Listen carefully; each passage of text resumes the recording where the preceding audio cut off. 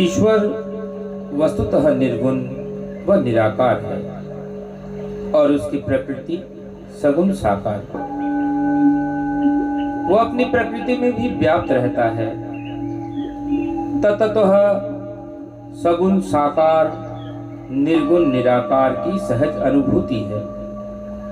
इस प्रकार प्रत्येक मानव अथवा प्राणी मात्र में ईश्वर विद्यमान है। निर्विकार और शुद्ध चित्त महापुरुष में उसकी पूर्ण प्रतिष्ठा झलकती है। इसलिए ऐसे महामानव ईश्वर के अवतार कहे जाते हैं। पूर्व काल से ही हमारा यह देश साधु संतों को भगवान के स्वरूप ही मानते आए हैं। हम लोग आज बात कर रहे हैं बाबा नीम करोली की, जिनकी अद्भुत शक्तियों से विश्व के बहुत से जाने माने लोग और हमारे देश के भी परिचित हैं।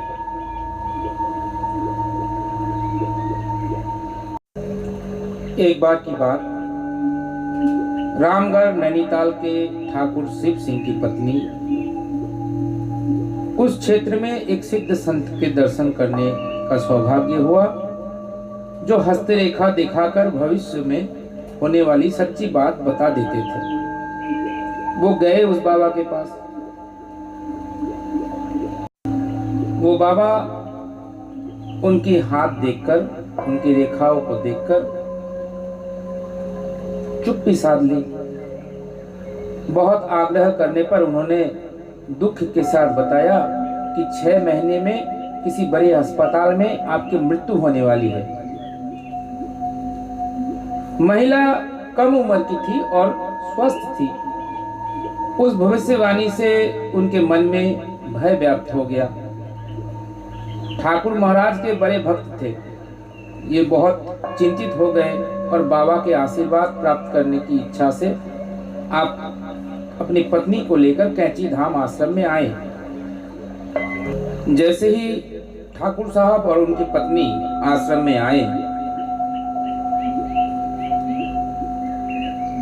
बाबा जी ने उनको देखकर कहने लगे, संत महात्मा ने क्या कहा? बिना आपके उत्तर की प्रतीक्षा किए फिर कहने लगे 6 महीने में मर जाएगी। इस बात को वो उपस्थित जितने लोग थे सबके सामने बार बार दोहराने लगे और बार बार वो गुदगुदाने लगे, उस बात को बोलने लगे। सब लोग चकित रहे, पर बाद में बाबा ने कहा कि 75 वर्ष से पहले नहीं मरेगी।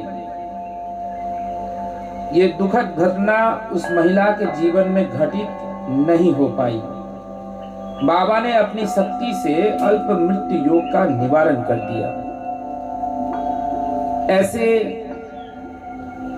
बहुत सी घटना बाबा अपने जीवन काल में करते आए हैं। उन्होंने अलौकिक ऐसी दिव्यता उन्होंने दिखाई, पर बाबा हमेशा अपने आप को छुपाते रहे।